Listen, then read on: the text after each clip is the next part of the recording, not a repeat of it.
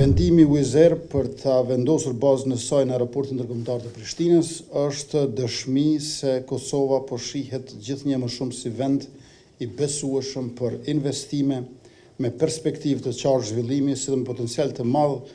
për të integruar edhe më shumë në rrjetet evropiane të transportit, të tregtisë dhe të lëvizjes së lirë të njerëzve. Kjo bazë e re dhe avioni i ri Airbus A320 Neo me kapacitet prej 239 ulësh janë investim i rëndësishëm dhe tregues që vendi ynë po bëhet gjithnjë e më tërheqës edhe për industrinë ndërkombëtare të aviacionit. Çdo linjë re ajrore krijon mundësi e ura për lidhje të reja kulturore, njerëzore, profesionale e turistike, ekonomike e tregtare.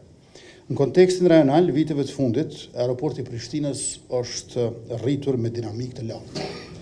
Numri i udhëtarëve ka shënuar vazhdimisht rekorde të reja. Kështu që edhe ky numri që shihni këtu 4 milion nuk është më 4 milion, është 4.6 milion,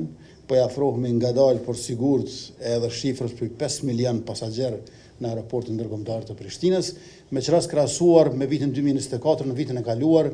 i kemi pasur 12% më shumë pasagerë, që do thot kanë qenë 8 udhëtarë janë bërë 9, nëse dëshiroj më praktikisht ta shpjegojmë këtë përqindje.